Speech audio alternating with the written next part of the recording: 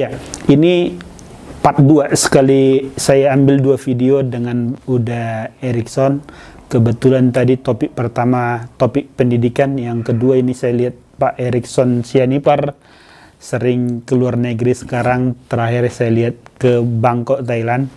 Untuk apa Pak Erickson Sianipar, kita ya pingin korek-korek juga nih. Oke, kira-kira ini dalam minggu-minggu terakhir ini saya cek status dan kegiatan-kegiatan lah dari Pak Erickson Sianipar ini. Terakhir dari Bangkok, lagi urusan apa ke sana Pak Erickson? Iya, jadi memang di zaman sekarang itu, di era globalisasi ini kan perlu kita harus banyak belajar, banyak benchmark, banyak mencontoh praktek-praktek baik yang ada di kota lain, di daerah lain ataupun negara lain.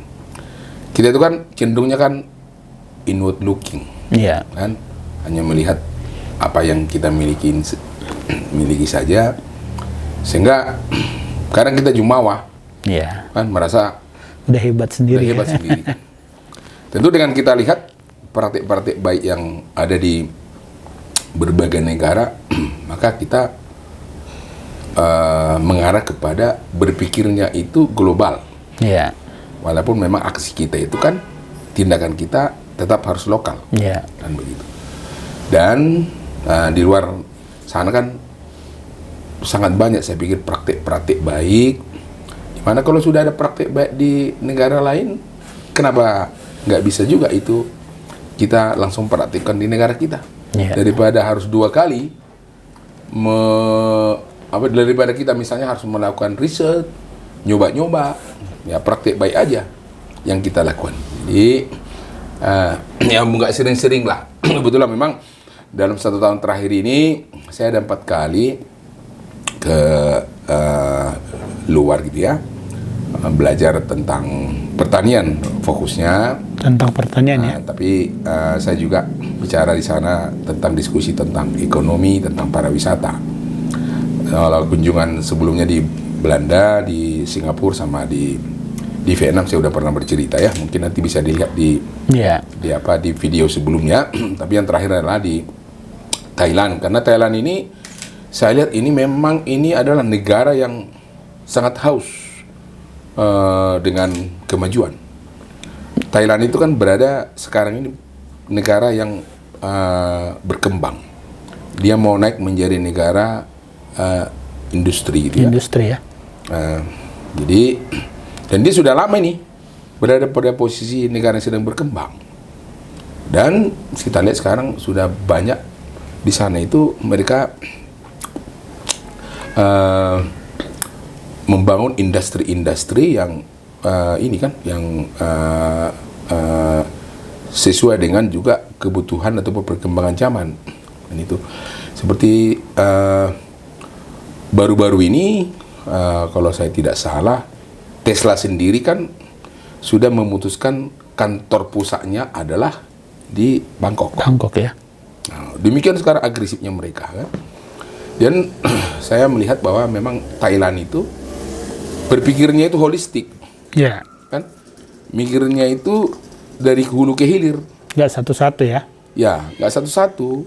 Jadi sehingga dia bisa menghadirkan produk yang kompetitif sesuai dengan kebutuhan market, kan begitu kan? Kemudian kualitas juga lebih terjaminkan, karena di sana memang standarisasi itu menjadi sangat di-concern ya.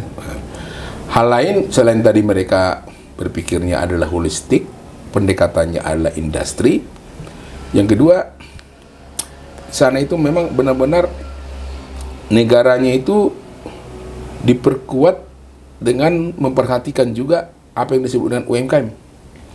Oh, di sana juga kuat juga UMKM-nya ya. Jadi kalau di kita itu persepsi kita terhadap produk-produk UMKM itu apa? Kan? Jadi persepsinya kan low end. kalau mereka di sana itu jadikan bahwa produk-produk UMKM itu adalah produk yang bisa masuk juga ke high-end. Contoh,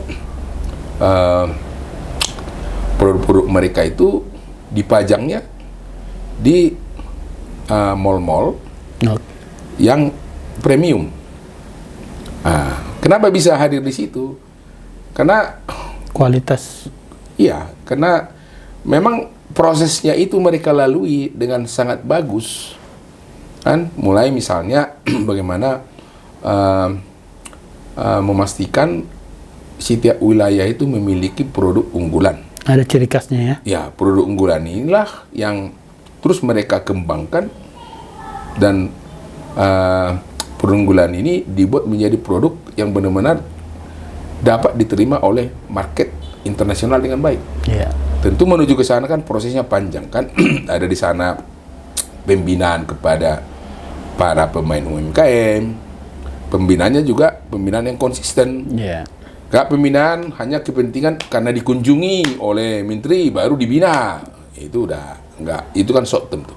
Iya. Tapi pembinaannya yang diharapkan kan Berkelanjutan ya. berkelanjutan, karena memang produk ini mau dibawa go global, go internasional. Nah, kemudian ada kurasi terhadap produk, kan?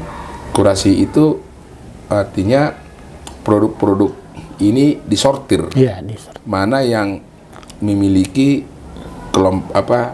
kualitas tertentu.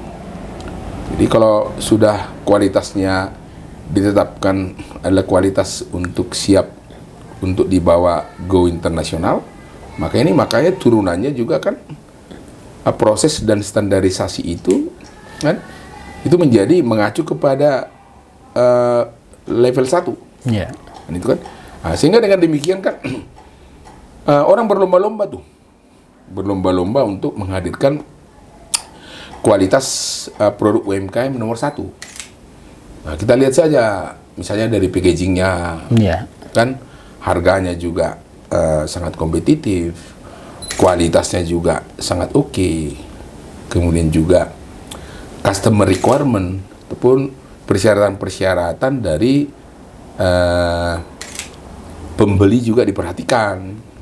Tentu itulah saya pikir yang bisa dicontoh bagaimana UMKM dimanapun termasuk di daerah-daerah harus dikelola dengan baik, tidak hanya untuk dipajang, tidak hanya dipertontonkan, kan? Tapi harus kita perhatikan benar dari hulu ke hilirnya. Tentu mengerjakan ini kan membutuhkan kemampuan yang tadi. Kemampuan seorang pemimpin yang berpikirnya juga holistik dan pemimpin yang memang berpikirnya itu tidak short term, jangan berpikir ini hanya pada masa kepemimpinan saya, nggak begitu. Kan yang kita perbaiki ini kan ekonomi bangsa dan negara, yang kita lakukan inilah memperbaiki kehidupan rakyat. Jangan setelah kita selesai jadi pemimpin ya sudah. Ini berhenti program. Berhenti lagi, jadi ganti lagi ya, nggak jadi-jadi. Iya, maka perlu mungkin satu blueprint kan, blueprint rencana jangka panjang dari UMKM ini dan harus diterjemahkan dengan baik, dipahami dengan baik dan dipraktekkan dengan baik juga oleh seluruh pelaku-pelaku di UMKM, sekaligus ada fungsi kontrol, ada kurasi. Tentu ini juga harus dibuat transparan. Untuk membuat transparansi itu sekarang kan udah mudah. Kan bisa kita digitalisasi itu seluruh proses kan. Sehingga kita bisa dengan mudah mengetahui kan. Mana produk-produk yang berkualitas, mana yang gagal, kenapa gagal. Mana produk yang bisa diterima market dengan baik. Kenapa diterima dengan baik? Kenapa ini tidak? Dengan dasar itulah nanti kan katakanlah manajemen dari setiap daerah itu kan bisa cepat melakukan perbaikan-perbaikan sekaligus mengambil keputusan yang strategis. Ini kan siklus ini harus ada, kan? Sehingga ada improvement, ada perbaikan secara berkesinambungan. Itu sih dari UMKM-nya kan? Ya. Kemudian di pertaniannya sama halnya. Jadi pertanian itu di Thailand itu kan sama dengan yang sudah pernah juga dicanangkan Indonesia, one product, one village. Iya. Kan jadi satu produk itu dari satu desa. Iya. Ada keunggulannya ya. Mereka konsisten, dia lakukan. Dan ini menjadi semangat bersama. Jadi tentu untuk mengerjakan ini kembali tadi kan harus memiliki cara berpikir yang seperti apa? Cara berpikir kolaboratif. Iya. Maka di sana itu industri pertanian itu tidak dikerjakan hanya oleh pemerintah, tapi mengajak kampus, mengajak universitas untuk melakukan riset. Riset ya, penelitian. Riset, apakah memang komoditas unggulan ini dari desa ini, apakah itu memang yang maksimal? Ini dijawab oleh riset daripada universitas. Iya.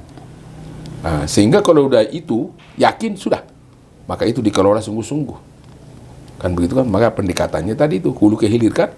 Itu benar-benar sehingga benar-benar unggul. Nah, maka kerjasama itu sekali lagi saya katakan tidak ada yang superior. Kan kompetensi itu menyebar di mana-mana. Itu saya lihat yang memang pembelajaran utama ya bicara tentang tadi pertanian kan. Tentu dengan demikian kan mereka menjadi kompetitif di pasar dunia. Kemudian mereka tentunya kan sama dengan negara kita kan dikelilingi oleh negara-negara tetangga kan. Mereka juga tentu pasarnya juga kan lebih mudah mereka jual ke negara tetangga. Kalau mereka overkapasitas, tentu mereka ini kan membuka keran ini untuk ekspor ya. Untuk ekspor. Karena dia tadi sudah terjamin kapasitasnya, terjamin kualitasnya, terjamin juga kontinuitasnya. Akhirnya kan dengan negara lain bisa kan ada kerjasama yang jelas, yang terukur. Termasuk itu bagaimana misalnya perusahaan dari Thailand itu mengadakan kerjasama dengan perusahaan di luar negara Thailand. B2B-nya, bisnis to bisnisnya juga jalan. Ya, karena tadi itu kan sudah dapat tuh kualitas udah dijaminkan. Ada kepastian ya. Kapasitas kan kontinuitas sudah sehingga mudah semua. Sehingga berbisnis itu mudah. Tapi itu adalah kembali karena ada kolaborasi antara pemerintah dengan pengusaha dengan akademisi. Artinya semua stakeholder lah ya. Ya semua harus begitu sekarang ini. Ya, nah, itu yang saya dapatkan kemudian. Hal lain saya lihat yang begini juga dan saya lihat cek di lapangan kan. Ternyata memang di sana itu juga ketika membangun perekonomian itu sudah memperhatikan aspek interconnectivity ya. Jadi dari pusat perbelanjaan, dari pusat bisnis, pusat perkantoran, dari utara, ini connect dengan barat, connect dengan selatan, kan begitu. Sehingga walaupun misalnya di Bangkok itu jumlah orang yang ada di sana itu lebih kurang 30 juta ya. Kalau Thailand itu 70 juta kalau saya tidak salah. Sehingga tidak terlihat bahwa ada kesibukan lalu lintas karena pindahnya orang dari satu tempat ke tempat yang lain, wilayah ke wilayah lain. Tentu itu bisa terjadi karena mereka sudah merancang infrastrukturnya kan terkonek kan, dan itu coba kita bayangkan, maka orang-orang sangat tertarik datang ke Thailand itu dengan tadi kan jumlah orang 30 juta itu saya perkirakan orang Indonesia banyak tuh. Kan mereka merasakan bahwa ada di Thailand itu serasa udah ada di mana-mana, sudah pergi ke mana-mana karena semua ada ya. Nah, kalau di sini tidak ada, pergi dia ke sana dengan mudah diakses ke situ. Ya, itu sih yang saya lihat dan pembelajaran juga kan bagi kita itu mungkin juga seperti di Jakarta barangkali kan bagaimana mengkonekkan antara Plaza Indonesia dengan Grand Indonesia, Ya. kemudian dengan Sarina, kan itu mungkin seperti itulah ya. Ini sebenarnya yang mendorong saya tentu kembali tadi kan bahwa ketika kita banyak melihat, banyak menonton, kan banyak berdiskusi, Ya. tentu mendorong kita itu menjadi kreatif, kan? Janganlah inward looking lah, jangan hanya merasa saya udah punya semua gitu kan. Ya, namanya juga zaman kan terus berubah, Yeah. lingkungan kita berubah, kita juga harus dapat menyesuaikan, memahami perubahan sehingga kita mengambil keputusan juga enak. Jadi harapan saya ketika misalnya saya dalam melakukan kegiatan bisnis ataupun ikut di dalam penyelenggaraan suatu organisasi apapun itu kan, saya kan sudah lebih lebih mudah, lebih efektif, Iya. dan berharap lebih kreatif Untuk mempraktekkan. untuk mempraktekkan. Gak lagi saya noleh-noleh yang Rebo ini kan noleh-noleh terus, entah kapan mengambil keputusan. Artinya itu kan mendorong kita kan menjadi lebih cepat, lebih kreatif dan lebih akurat. Kan itu dibutuhkan sekarang kan? Iya. Nah, itu sih kira-kira. Kalau soal pendidikan gimana kira-kira yang udah lihat di sana? Pendidikan, saya mengunjungi universitas di sana. Saya perkirakan sih dengan Indonesia nggak jauh beda. Nggak jauh beda ya? Jauh beda. Di sana juga ada kelas internasionalnya. Memang mereka menyadari bahwa bahasa itu kan di sana bahasa bahasa negara tersebut kan bahasa Thailand kan, Iya. dan sangat sulit memang dipahami.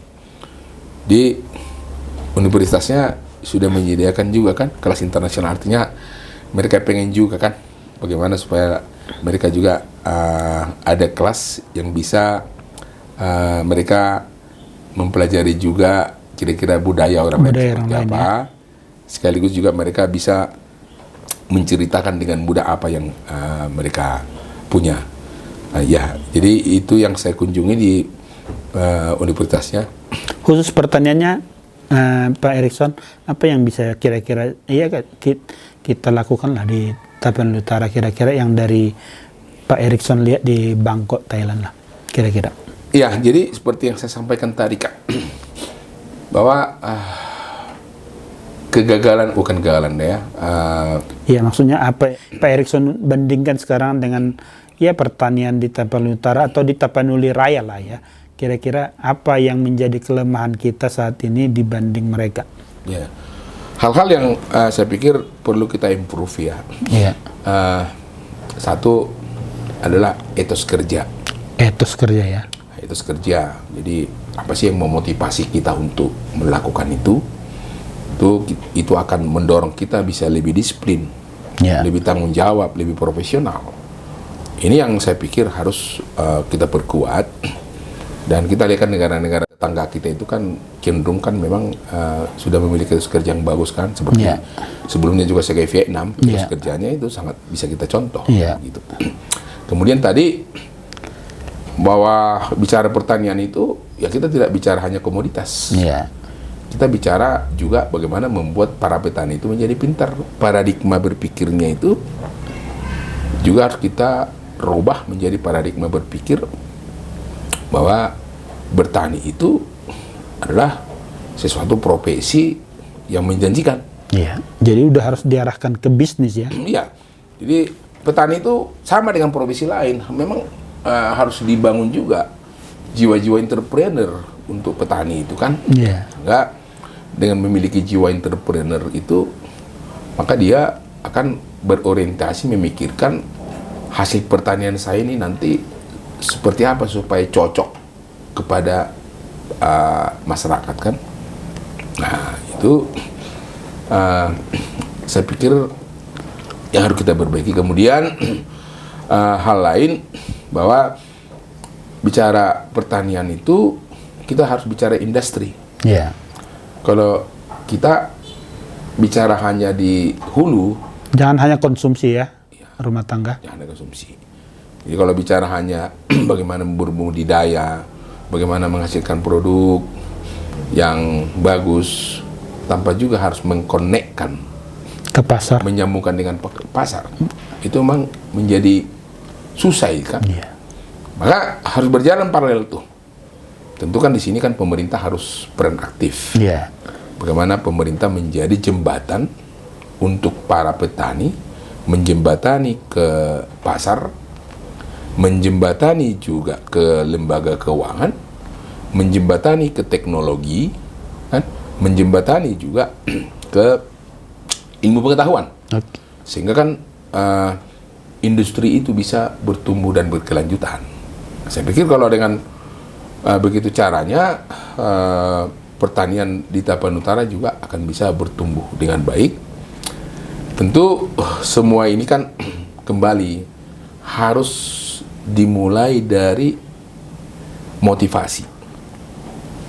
Jadi harus mengubah mindset petani juga ya?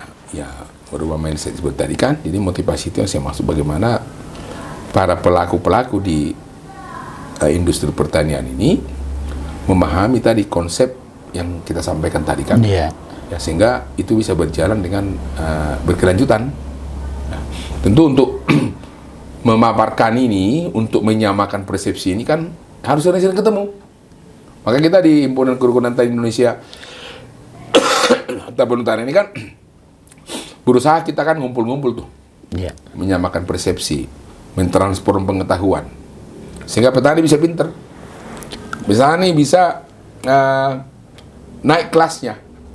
Ya, saya berharap ke depan ini kita Tapanuli ini ya petaninya bisa naik kelas, kan? Naik bisa menjadi lebih hidupnya sejahtera, kan? Bisa lebih banyak menyekolahkan anaknya, bisa lebih terhormat. Tidak lagi orang berpikir bahwa petani itu kotor, buta, nggak begitu, ya. Itu tadi kan harus bisa mengangkat derajat keluarga ini agar dapat memiliki kehidupan yang lebih nyaman lah ke depan. Oke. HKT Taput lumayan aktif komunikasi dan aktivitasnya, Pak Erik? Ya, kita periodically melakukan diskusi ya. Baik saya kunjungan-kunjungan ke setiap kecamatan, tentu kan respon dari setiap daerah itu kan berbeda-beda kan. Nah, tadi itu tergantung daripada selama ini sudah seperti apa etos kerjanya, seperti apa motivasinya. Tentu kan untuk merubah mindset agar semuanya itu memiliki etos kerja yang bagus, kan? Tentu kan itu butuh waktu, kan? Butuh waktu. Tapi saya yakin bila mereka sudah melihat di berbagai tempat nanti ada keberhasilan, maka mereka akan bisa mencontoh dan mereka akan bisa beradaptasi dengan keberhasilan yang dihadirkan di barangkali di kecamatan lain kan. Maka di Hari Tani ini kita berencana untuk nanti melakukan gathering para petani itu bisa berbagi pengetahuan, berbagi pengalaman, sehingga praktik-praktik baik yang ada di kecamatan, katakanlah kecamatan Pangaribuan bisa dicontoh di kecamatan Garuga maupun sebaliknya, kan? Sama tadi kan belajar ke luar negeri, kan? Harus bisa juga itu dicontohkan, kan? Bisa antar kecamatan kan pasti ada yang terbaik, kan? Kemudian bisa mereka nanti akses ke para penyedia teknologi, kan? Penyedia alsintan, penyedia alat-alat mekanis gitu kan. Kemudian juga bisa mereka akses ke pengetahuan, akses ke pasar termasuk ya, ke pasar. Karena nanti mudah-mudahan lah saya sedang mempersiapkan nanti mereka akan bisa mendengar langsung komitmen buyers dari berbagai negara. Sedang kita sekarang jejaki komoditas-komoditas yang kita miliki itu nanti kita sampaikan di forum tersebut, dan nanti buyers dari negara-negara tertentu akan menyampaikan ulasannya sekaligus mudah-mudahan mereka bisa menyampaikan keinginannya, dan itu saya pikir titik awal kita untuk bisa naik kelas juga kan, bahwa level kita itu tidak lagi hanya level di daerah, tapi sudah level internasional. Dan itu nanti pasti mengarah ke digitalisasi ya. Ya. Semua produk-produk pertanian, katakanlah di Tapanuli Utara, lewat HKTI, kalau bisa dipasarkan mungkin melalui digitalisasi. Ya, saya pikir itu bukan hal yang susah ya. Nah, itu tinggal kita bangun aplikasi aja. Cuman yang utama sekarang kan petani ini harus terbentuk dulu mindset-nya itu mindset terbaru. Kan yang berorientasi kepada kualitas, kan berorientasi kepada komitmen, kan berorientasi kepada pasar, kan begitu kan. Kalau sudah seperti itu, saya pikir untuk bisa meran ini, baik itu nanti cara katakanlah menjual di pasar modern, menjual dengan e-commerce ataupun di tradisional, itu hanya pemilihan aja kan, mana yang paling tepat. Oke, Pak Erik, tadi kan itu ada beberapa problem aja di pertanian. Kalau potensinya kira-kira apa yang Bapak lihat selama di Tapanuli Utara ini? Potensi pertanian kita, Pak? Ya, jadi kalau tanaman umur pendek itu kan sekarang orang kan banyaknya kan sudah bermigrasi ke jagung. Oke. Jagung itu adalah komoditas pangan yang memang permintaan pasar dunianya kan cukup tinggi, termasuk juga kan di dalam domestik negeri, ya. Sehingga harganya relatif terjaga, kan? Itu saya lihat. Kemudian tanaman-tanaman hutan ya, tanaman-tanaman berkebunan. Misalnya sekarang ini kopi, kan? Kemudian juga ada kemenyan. Hamijem masih bisa jadi andalan Tapot? Saya pikir harus kita jaga itu. Jadi kalau kemenyan itu kan hanya diproduksi, hanya dihasilkan oleh 3 negara. Kan? Saya sebelumnya tahunya saya kan itu adalah di 2 negara ya. Kita dulu kan setahu saya kan di Indonesia dan satu lagi itu di Afrika Selatan. Saya dengar itu ini ada satu negara lagi. Ada satu negara lain, India kalau saya nggak salah ya. India atau Thailand lah, atau nggak persen, saya mau cari tahu. Artinya ini kan barang langka. Barang langka, harusnya ini juga bisa kita jadikan sebagai produk unggulan dari Tapanuli Utara yang pendekatannya industri. Bagaimana supaya petani-petani sekarang ini, kemenyan ini, dapat menjual hasil pertaniannya sesuai dengan jerih payahnya. Kita udah tahu kan bahwa petani kemenyan itu dia harus pergi ke hutan 1 kali seminggu baru pulang. Sementara harganya gak seimbang, makanya orang jadi malas sebenarnya itu. Nah, jadi misalnya nih kita nanti bisa ketemu dengan buyers, mereka bisa langsung connect ke petani ataupun melalui satu lembaga, tentu harganya ini kan bisa lebih bagus, sehingga petani bisa lebih menikmati kan, dan animo mereka juga untuk membudidayakan, katakanlah planting, mau menjaga supaya tetap ada, itu menjadi tinggi ya. Ini saya pikir yang menjadi tantangannya, dimana supaya ke depan ini kemenyan harus kita jaga lah. Kita jaga. Nenas gimana? Nenas Tapanuli Utara kan terkenal sepautar. Ya nenas juga ya. Nenas ini kan Tapanuli Utara itu kan merupakan kota yang salah satu yang paling banyak memproduksi di Sumatera Utara. Tentu nanas ini juga harusnya jangan petaninya bermigrasi ke jagung. Saya dengar juga begitu. Maka nanas itu harus diseriuskan memang, kan? Misalnya hamanya yang masih belum beres, tuntas. Kan? Kemudian dilakukan lagi kajian yang lebih holistik, lebih lengkap. Bagaimana kemungkinannya kita membangun di sini industri nanas, pabrik nanas, bisa pabrik pengalengan. Artinya pengolahannya ya? Pengolahannya lah, pengolahan lah ya. Jadi saya pikir harus dilakukan segera itu. Ya tidak terlalu sulit hemat saya. Kan kita kalau udah memiliki konsepnya, proposalnya, kita tinggal offering kan, kita tawar itu kepada investor. Iya. Sebaiknya memang jangan kita hanya mengirimkan bahan baku. Seperti yang disampaikan oleh Pak LBP itu, Pak Luhut Binsar Panjaitan kan, Kita harus ambil nilai tambah. ya hilirisasi itu. Iya, hilirisasi. Ayo kita praktekkan. Jadi kan konsepnya sudah ada kan dari Kemenko Marifest itu kan hilirisasi. Jadi kalau itu konsep dari kementerian, harusnya ini kan di daerah-daerah ini menerjemahkan ini dengan baik. Iya. Asal memahami lah, artinya, dan melakukan itu bisa. Karena kita punya resources. Tetap semangat para petani. Salam Bisukma Beta Pature. Oke, saya pikir kalau berbincang dengan Pak Erikson lebih 1 jam pun tidak cukup untuk berbincang dengan berbagai macam pengalaman, pengetahuan, dan juga apa yang sedang dipikirkan untuk membangun masyarakat, terutama Tapanuli Utara.